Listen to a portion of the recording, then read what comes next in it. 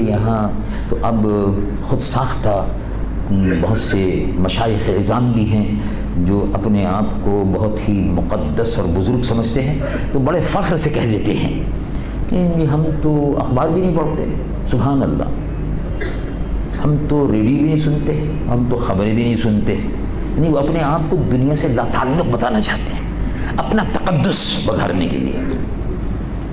الم تر الی الذین یزکون انفسہم بل اللہ یزکی من یشاء، جو یہ اپنے تقدس کا ڈھونگ رچاتے ہیں کہ ہمیں کچھ پتہ نہیں ہے. ان کو یہ بھی خبر نہیں بیچاروں کو، وہ امت مسلمہ کی روحانی قیادت کر رہے ہیں، شیخ طریقت ہیں، روحانی قیادت کر رہے ہیں. ان کو یہ بھی خبر نہیں کہ کشمیر کدھر ہے، ان کو یہ بھی خبر نہیں کوسوو کہاں ہے، بوسنیا کہاں ہے، چچنیا کہاں ہے. وہ جغرافیے سے بے خبر ہیں، جغرافیے سے بے خبر ہیں، صرف اپنے سے باخبر ہیں، باقی ہر چیز سے بے خبر ہے. نہیں، ہم تو سیاست میں آتے ہی نہیں. سبحان اللہ، اتنے مقدس آدمی ہیں آپ کہ آپ کا سیاست سے کوئی تعلق ہی نہیں ہے.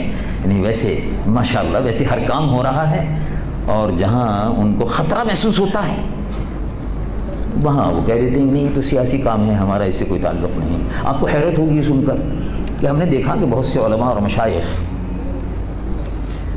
بڑے اہتمام سے 11ویں شریف کرتے ہیں، بڑے اہتمام سے. 11ویں شریف کا چندہ بھی آتا ہے، دیگ بھی پکتی ہے، کوئی بری بات نہیں، بڑی اچھی بات ہے، خوشی کی بات ہے. اب دیکھیے 11ویں شریف کے نام پر لاکھوں روپیہ نہیں، 25,000 40,000 ہر مہینے خرچ ہو رہا ہے. سال کا حساب لگائے تو لاکھوں روپے ہوتا ہے. یہی ایک علمی درسگاہ میں بھی تبدیل کیا جا سکتا تھا. ہماری خانقاہیں جو ہیں وہ تو علم کا مرکز تھیں ایک زمانے میں، یہی سے علماء اور مشائخ تیار ہو کر باہر جاتے تھے اور تبلیغ ہوتی تھی. تو ان سے جب یہی 11ویں شریف والے، اس کے کھانے والے اور کھلانے والے، اور وہ خانقاہ میں جو محدود طبقہ ہے وہ باقی نہیں، باقی تو ماشاءاللہ سب الحمدللہ مجاہد لوگ ہیں. تو وہ جب ان سے کہا گیا کہ حضرت وہ بغداد شریف پر بڑی زبردست بمباری ہو رہی ہے، اس سلسلے میں جلوس نکلنا چاہیے، احتجاج بھی ہونا چاہیے.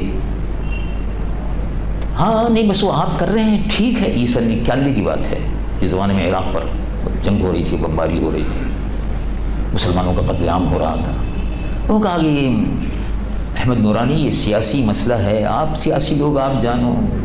مطلب یہ ہے یعنی 11ویں والے پیر کے نام پر کھانا آپ کھاتے رہیں، اور مطلب آپ سمجھ لیجیے بہرحال. تو میں نے کہا ٹھیک ہے، میں نے کہا آپ دعا فرماتے رہیے، آپ دعا میں مصروف رہیے.